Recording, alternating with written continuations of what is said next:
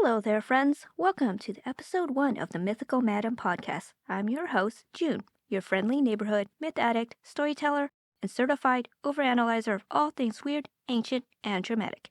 This is the place where folklore meets tea time, and today we're diving straight into the mythological chaos of a man who lived as both a woman and a man who went blind because it all started when he hit some snakes. Yes, you heard that right. Snakes. Welcome to the Mythical Madam, my little corner of the internet where we sip on a bit of curiosity and wander into the eerie, the haunting, and the beautifully strange. So if you're ready for a little chaos, a little darkness, and yes, plenty of my unsolicited thoughts along the way, get cozy and settle in wherever you are. Welcome to the Mythical Madam Podcast, where we share the myths, the mysteries, and oh yes, the mess. Today's episode is wild. We're talking gender swapping, divine drama, unsolicited snake encounters, and the absolute nerve of Greek gods. But we talked about our beautifully cursed icon, Tiresias. A little disclaimer. Mythology is messy. Stories change depending on who told it, when they told it, and how much wine they've had. One version could be another variation of another one. It's like a game of telephone.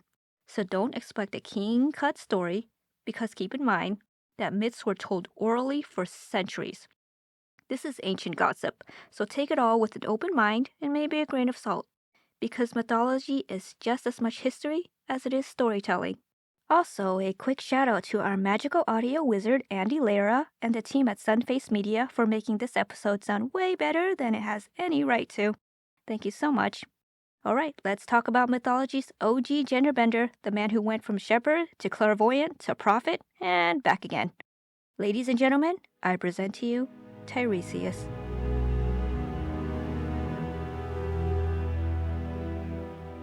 So Tiresias, you might have heard of him. Maybe in Oedipus Rex, where he's like, you killed your dad and married your mom. And everyone's like, oh my god, that is not true. Or in the Odyssey, where he's like the dead guy Odysseus consults. But who was he really?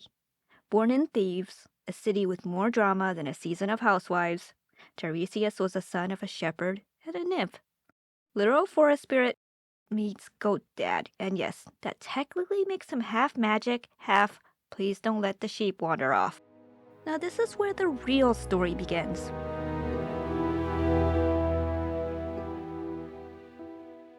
One day, Tiresias is just out for a nice little walk in the woods. Nature, fresh air, birds chirping. And then he sees two snakes.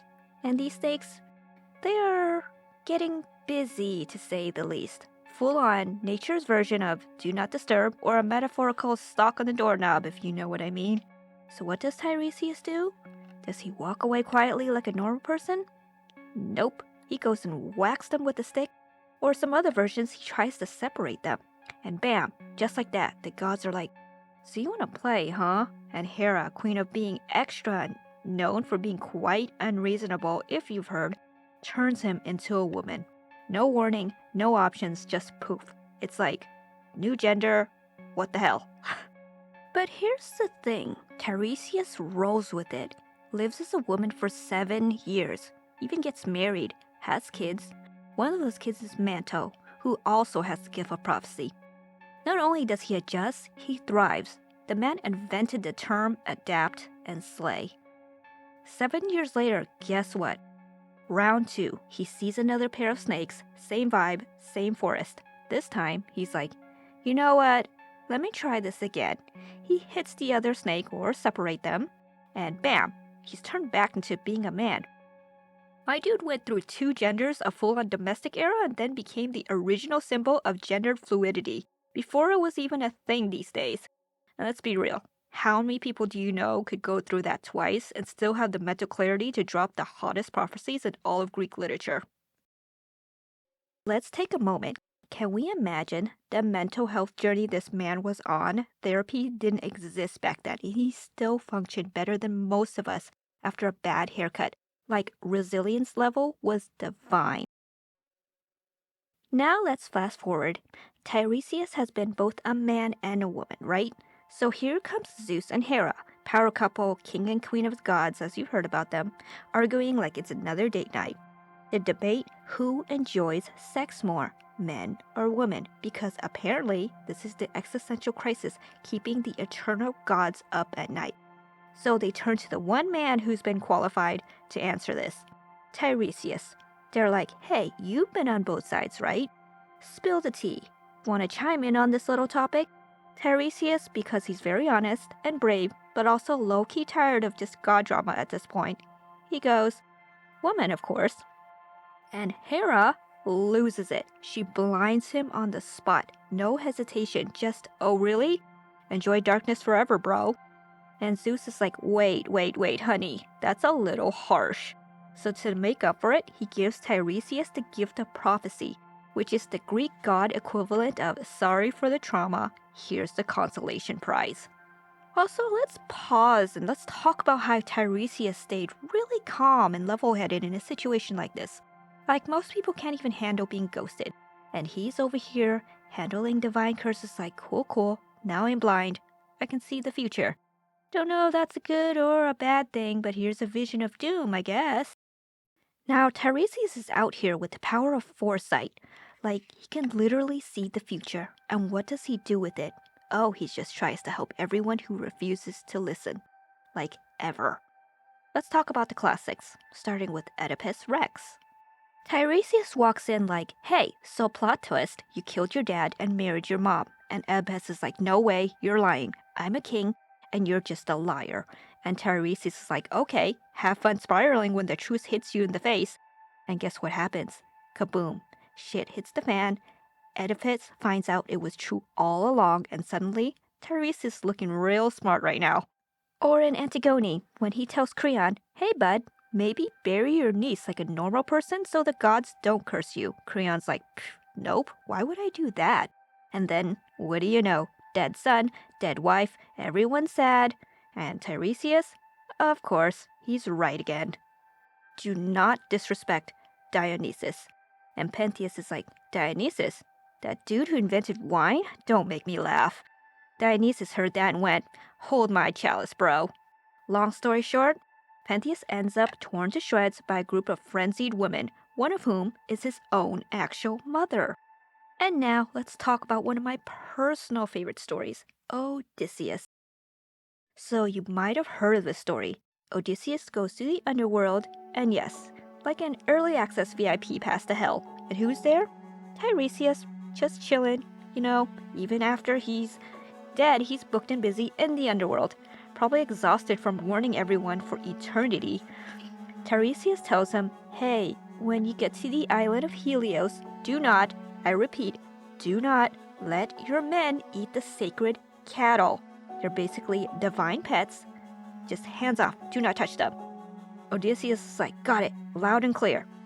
Except Odysseus falls asleep, and his men, well, they're hungry, they're cranky, they're tired of eating seaweed or whatever after a long journey, and they roast the cows, like full-on backyard barbecue of the sun god's favorite cows.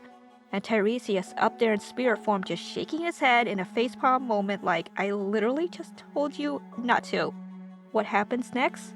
Zeus strikes their ship with a thunderbolt.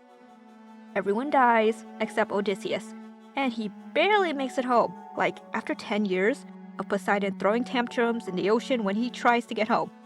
It must be so exhausting, seeing all the red flags literally screaming, just turn around, listen to me, and watching mortals sprint into a fire like it's a party, and yet he still tried every time. Bless him, he was the ancient world's most ignored life coach.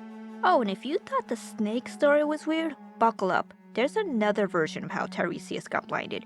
In this one, he walks in on the goddess Athena while she's bathing. In some versions, it's Artemis. In some versions, it's Athena. Big mistake, huge. Because you know by now, the gods have zero chill when it comes to things that inconvenience them even just a little bit. She is all like, no one looks upon me naked and lives. Dramatic? Yes. On brand? Also yes. So what does the goddess do? She strikes him blind. Instantly. Like, no grace period, no, hey, turn around, or shooing him, just, oops, you saw me? Zap.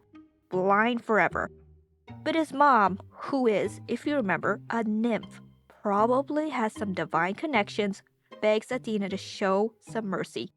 And the goddess, maybe a little guilty, is like, fine, he can't see, but now he can hear the future through birdsong. Yeah, birds, not thunder or dreams or fancy crystal balls, just birds.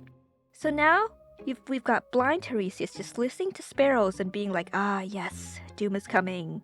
And through all of it, what does Tiresias do? He just keeps going, adapting, evolving, prophesizing like a champ. At this point, I think he's less surprised by the chaos and more like, yep, that kind of tracks. Like if anyone deserved a loyalty card for surviving mythological nonsense, it was Tiresias. 10 punches gets you a free vision and a herbal tea. So what can we actually learn from Tiresias? The life will absolutely throw things at you that you did not sign up for. You might get snake cursed, blinded, pulled into god drama, and still up having to give relationship advice to immortals. And Tiresias' response to all of that? Keep it moving. He's one of the figures in Greek mythology who consistently survives, adapts, and grows through every single challenge thrown his way. He's lived as both a man and a woman, lost his sight, gained divine vision, got ignored a lot, but still managed to leave a legacy. He was misunderstood, yes, but also incredibly insightful, ahead of his time. Tiresias didn't just walk through chaos, he saw it coming, warned others, and still got hit with the fallout. Sound familiar, right? Maybe Tiresias is a reminder to be the wise one anyway, even if they don't listen, even if you get roasted, even if people just turn around and just ignore you. Because someone out there might just hear what you say and it might just change everything. Or at the very least, they'll remember you as the mythological version of told you so. So before I let you go, I want to sit with something that's a little bit deeper. Because let's be honest, Tiresias wasn't just here for the plot. His whole life, it was like a masterclass in transformation, physically, mentally, and spiritually. He didn't choose to be changed. He didn't ask to be pulled into divine disputes or mythological messes. He adapted, he endured, and he spoke his truth. Let's take a beat and think about that for a sec. How often do we find ourselves in situations that feel out of control? Like we got thrown into someone else's chaos? Caught up in a storm that wasn't ours to begin with? Maybe it's a job lost, a breakup, a health scare, a moment where life hands us something so unexpected. All we can do is stand there, blinking like Tiresias probably did when he woke up, realized he was no longer who he thought he was. And yet, he moved forward. He learned from it. He leaned into change, even if it wasn't fair, even when it hurt. That's the kind of courage that doesn't get enough attention. Not the loud, sword-swinging, monster-slaying kind, but the quiet courage. The kind that keeps going after the gods have messed with you again and you're still standing. The truth is, we all have our Tiresias moments. Times when we see things clearly and no one believes us. Times when we've gotten through something hard, something that changes us forever. And we're still figuring out what that means. But maybe the power in that process. Maybe we become more than what we're just because of it. Maybe identity isn't fixed. Maybe experience is what shapes us. Maybe surviving is the real story. So if you're in the middle of a transformation, planned or not, I want you to remember Tiresias. Remember that there is wisdom in your journey, there's strength in your story, and even if it feels like no one's listening, you still know the truth, and that's what matters the most. You are not broken, you are becoming. Take your time, own your voice, and like Tiresias, keep moving forward and keep going. Oh, and before I let you go, let's take a little step into the next episode. We're taking a hard turn into the forces of Thebes to the terrifying halls of East Asian hell. Yeah, we're heading straight into the afterlife. If you thought Greek mythology was chaotic, let's just wait until you meet the 10 kings of hell. Next episode, we're diving into the 7 trials over 49 days, a deeply spiritual, eerie, and intense journey that a soul must face after death. It's a Judgment Day meets supernatural courtroom drama. There's like a tea-drinking amnesia goddess, venture ghost, hellish red tape, a mirror. Every trial has a purpose, every king has a lesson, and every soul has to face the consequences of their life, little or small. Tiresias taught us about fate, but what happens when you see it coming? The next time, we'll explore what happens after fate plays out. So, bring your incense, your curiosity, and maybe some tissues, because the afterlife, it's a lot. You don't want to miss out. See you next time. If you enjoyed this episode, please let me know and leave a review on Apple Podcasts. And make sure to leave your comments if you're listening on Spotify. Don't miss out on a single episode. Episodes dropping bi-weekly, so make sure to subscribe on the show on Substack at Mythical Madam and my YouTube channel. The Mythical Madam is produced and edited in partnership with Andy Lara at SunFaceMedia.com. I'm incredibly grateful for the collaboration and support in bringing these stories to life. All of this and more linked in the show notes. Thank you for listening, and I'll see you next time.